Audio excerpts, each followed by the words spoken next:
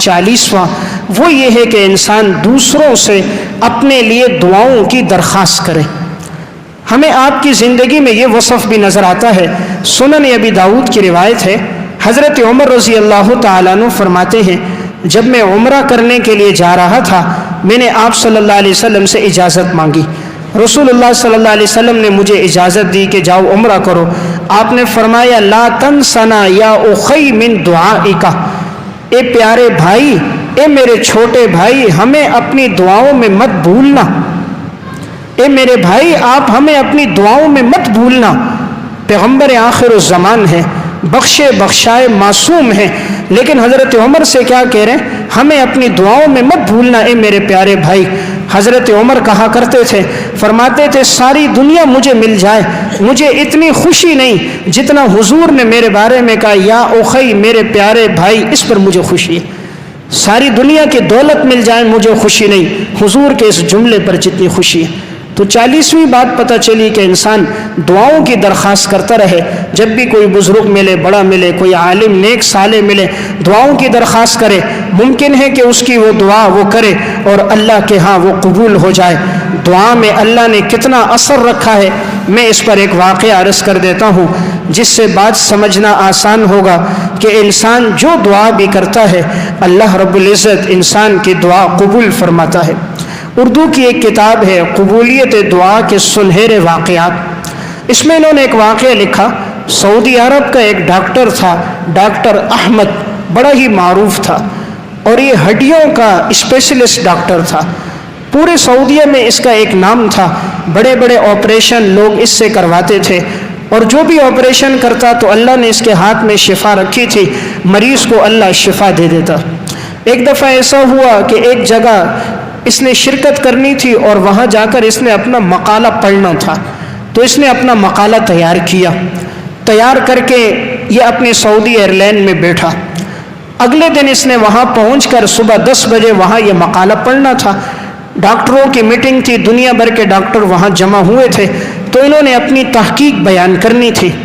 جب یہ جہاز میں گئے، جیسے ہی سفر ہو رہا تھا اچانک ہی درمیان سفر میں جہاز کے اندر اعلان ہوا کہ بھئی جہاز میں کوئی خرابی فنی آ چکی ہے، اس لیے نزدیک جو ایئرپورٹ ہے اس پہ جہاز کو اتارا جا رہا ہے۔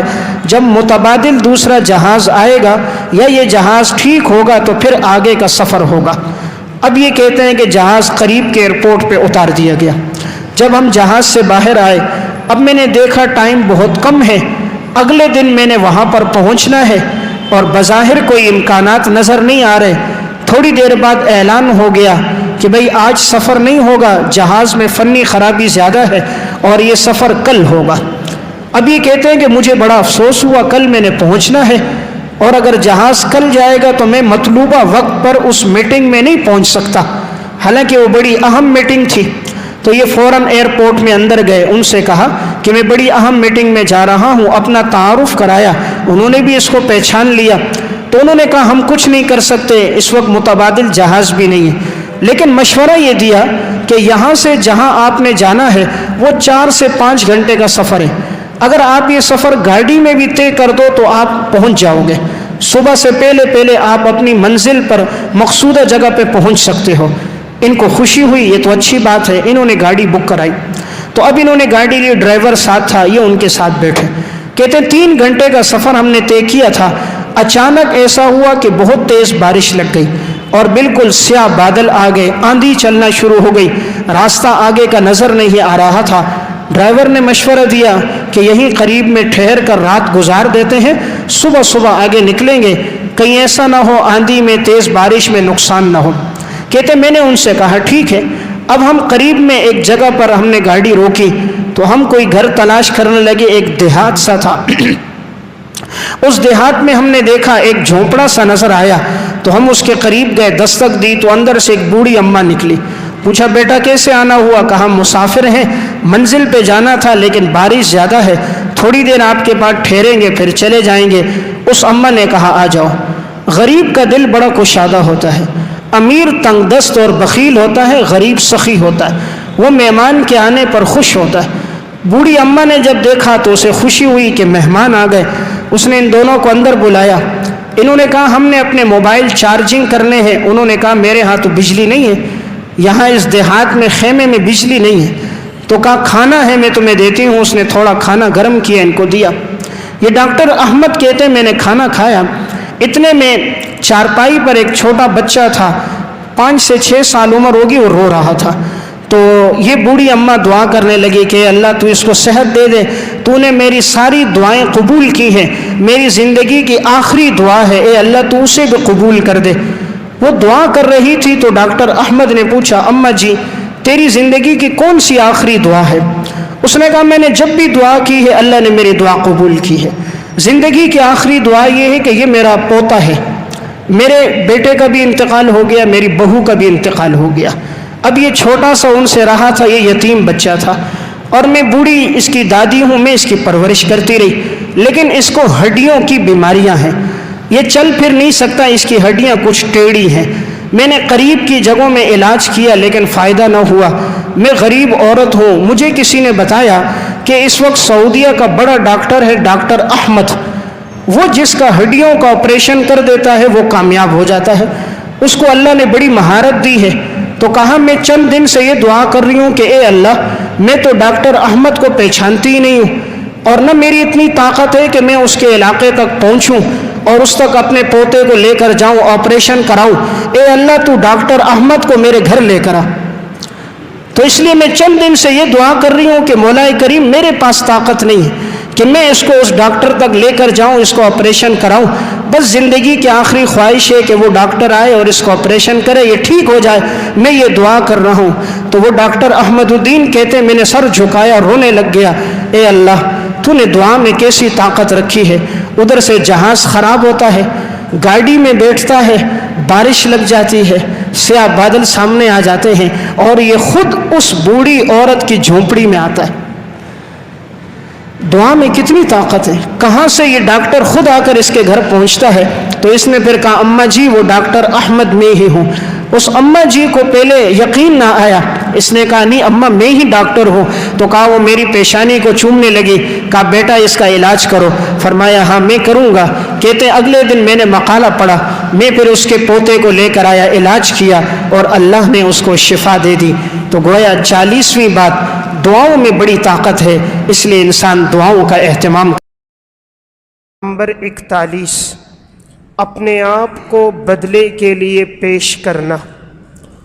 اپنے آپ کو بدلے کے لیے پیش کرنا, اس کا مطلب یہ ہے کہ اگر انسان سے کسی موقع پر کوئی خطا ہو جائے تو وہ دوسرے کے سامنے اپنی ذات کو پیش کرے اور یہ بتلا دے کہ مجھ سے جو خطا ہوئی ہے تم مجھے اس پر معاف کرو, اور اگر جانی اعتبار سے اس کا کوئی نقصان ہوا ہے تو اس کی بھی تلافی کرے, مالی نقصان ہے تو اس کی بھی تلافی کرے, جسمانی طور پر اگر اس کو کوئی تکلیف پہنچائی ہے تو اسے اختیار دے کہ وہ مجھ سے بدلہ لے لے. آپ صلی اللہ علیہ وسلم کی زندگی میں یہ وصف بھی موجود تھا. امام بیہقی رحمۃ اللہ علیہ متوفہ 458 ہجری نے اپنی کتاب السنن الکبریٰ للبیہقی میں واقعہ نقل فرمایا کہ رسول اللہ صلی اللہ علیہ وسلم ایک موقع پر صحابہ اکرام میں تشریف فرما تھے, تو ان میں ایک صحابی تھے اسید بن حضیر رضی اللہ تعالیٰ عنہ. یہ صحابی ذرا خوش مزاج قسم کے تھے, تو صحابہ اکرام اگر کبھی بور ہو جاتے تو یہ کوئی لطیفہ سنا دیتے, کوئی خوش طبعی کی بات کر دیتے, تو جس سے تمام مجمع حشاش بشاش ہو جاتا. تو ایک موقع پر اس صحابی نے خوش طبعی کی چند باتیں کی, تو مجلس کے اندر ایک کیفیت طاری ہو گئی, صحابہ کرام مسکرانے لگ گئے. تو آپ صلی اللہ علیہ وسلم نے اپنی انگلی کے ساتھ ان کی کوکھ میں ذرا مارا, یعنی اشارہ تھا کہ بس کرو, تم نے مجلس میں ایسی بہت سی باتیں بیان کر دی. تو مجلس کے اندر جو سنجیدگی تھی وہ کم ہو رہی تھی. تو جب آپ صلی اللہ علیہ وسلم نے انگوٹھے سے ان کی کوکھ پہ ہلکا سا مارا, تو بعد میں آپ نے فرمایا شاید تمہیں میری وجہ سے تکلیف پہنچی ہے تو تم مجھ سے بدلہ لے سکتے ہو. آپ صلی اللہ علیہ وسلم نے اپنے آپ کو پیش کیا کہ تم مجھ سے بدلہ لو. اس صحابی نے کہا یا رسول اللہ جس وقت آپ نے میری کوکھ پہ مارا تو اس وقت میرے جسم کے اس حصے پر قمیص نہیں تھی, یعنی کپڑا ہٹا ہوا تھا, تو آپ بھی اپنی اس قمیص کے حصے کو اوپر سے ہٹائیں، تب میں بدلہ لوں گا۔ آپ صلی اللہ علیہ وسلم نے اسے ہٹایا تو یہ صحابی اسید بن حضیر آپ صلی اللہ علیہ وسلم کے جسم کے ساتھ لپٹ گئے اور آپ کا بوسہ لینے لگ گئے، اور اس موقع پر انہوں نے ایک جملہ کہا، ثم جعل يقبل کشحہ فقال بأبی انت و امی یا رسول اللہ اردت ھذا۔ آپ صلی اللہ علیہ وسلم کے جسد اطہر کے ساتھ لپٹے اور آپ کے جسم کو بوسہ دینے لگے اور فرمایا، میرے ماں باپ آپ پر قربان ہو جائے، میں نے تو صرف اسی چیز کا ارادہ کیا تھا کہ میں آپ کے جسد کا بوسہ لے لوں۔ گویا زبان حال سے وہ کہہ رہے تھے کہ شاید یہی میرے لیے نجات کا ذریعہ بن جائے کہ آپ کا جسم میرے جسم سے مس ہو جائے تو ممکن ہے کہ اللہ کے ہاں یہ عمل قبول ہو۔ تو اس واقعے میں سبق کیا ہے کہ آپ صلی اللہ علیہ وسلم نے اپنے آپ کو ایک ادنا صحابی کے سامنے پیش کیا اور فرمایا کہ تم مجھ سے بدلہ لے سکتے ہو۔ تو اس واقعے کا اسوہ حسنہ یہ ہے کہ انسان سے اگر کوئی خطا ہو تو جس کو اس نے تکلیف پہنچائی ہو تو دنیا میں اس سے معافی تلافی کر دے، اس لیے کہ آخرت کا معاملہ سخت معاملہ ہے۔ نمبر 42، سائل کو کبھی خالی ہاتھ واپس نہ کرنا۔ آپ کی زندگی کا ایک وصف یہ تھا کہ آپ کے دروازے سے کبھی کوئی سائل خالی ہاتھ واپس نہ گیا۔ حضرت جابر بن عبداللہ رضی اللہ تعالی عنہ فرماتے ہیں، ما سئل رسول اللہ صلی اللہ علیہ وسلم شیئا قط فقال لا۔ کبھی آپ صلی اللہ علیہ وسلم سے کسی بارے میں سوال نہیں کیا گیا کہ آپ نے فرمایا ہو کہ یہ میرے پاس نہیں ہے، یعنی جب بھی آپ سے کوئی چیز مانگی گئی تو آپ صلی اللہ علیہ وسلم نے عطا فرمائی۔ یہ صحیح مسلم کی روایت ہے۔ اس میں ہمارے لیے سبق یہ ہے کہ جب کوئی سائل ہم سے اللہ کے نام پر مانگے تو انسان کو ضرور دینا چاہیے۔ آپ کی عادت بھی یہی تھی کہ آپ ضرور دیتے، اور اگر آپ کے پاس کچھ نہ ہوتا تو کسی صحابی کی طرف رہنمائی کر دیتے کہ جاؤ فلاں کے پاس اور کہو مجھے آپ صلی اللہ علیہ وسلم نے بھیجا ہے، تو پھر وہ صحابی ان کی مدد کر دیتے۔ گویا 42واں وصف کسی سائل کو خالی ہاتھ نہیں لوٹانا چاہیے۔